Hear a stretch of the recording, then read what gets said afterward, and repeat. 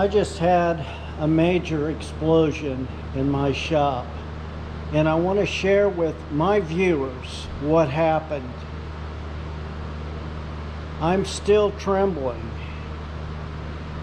Look at this. You can see all this product down on the floor here. If I walk over to my welder, you can see that fluid under there.